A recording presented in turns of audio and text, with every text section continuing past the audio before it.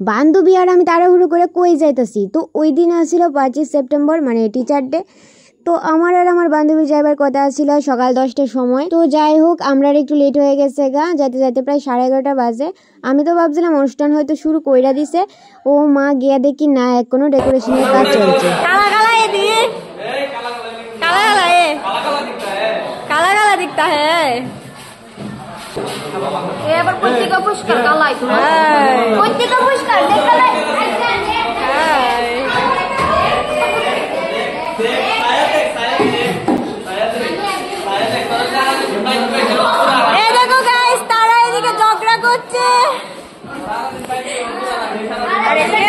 আমি সাহিত্য দেখি তো করে সাহিত্য না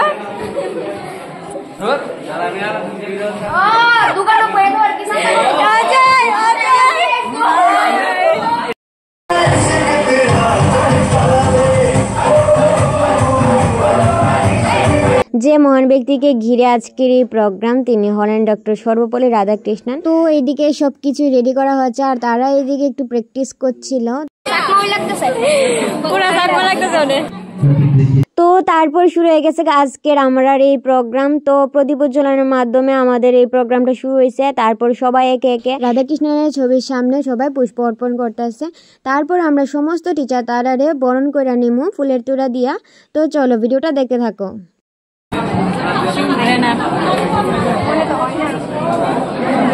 কিরে তুই কামটা কাম করলে কি দা সবাই জোরে হাততালি।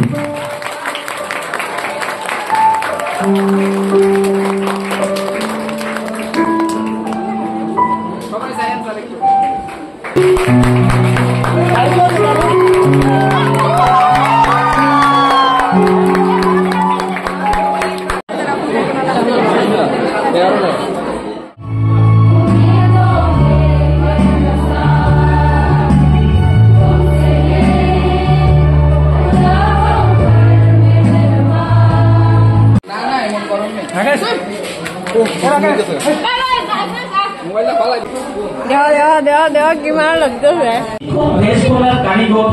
এই জিনিসটাকে মাথায় রেখে উনি এবং আমরা দেখি যে শিক্ষার ক্ষেত্রে এখানে এডুকেশনের স্যাররা উপস্থিত আছেন, ম্যাডামরা আছেন।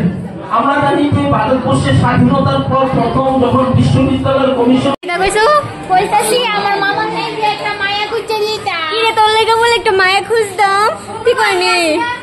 শোনো তোমার মা অলরেডি রেডি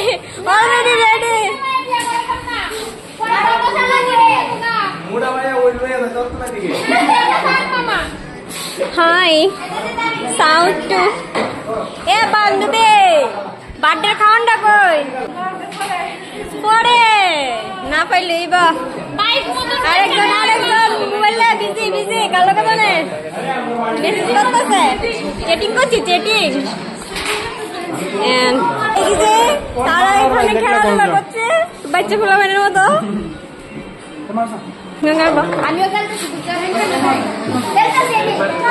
পারে না তো গুড়ার টিম আবার খেলতে হয় কিছু করবি আমার আমি না বললে না শুনো পারে কষ্টের কথা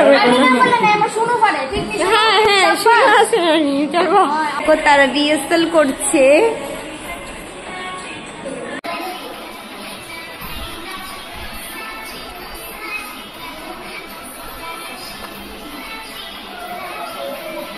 সাপকে দেখা যাচ্ছে না কেন? হ্যালো গাইস দেখো তোমরা এখানে তারা রিহার্সাল করছে।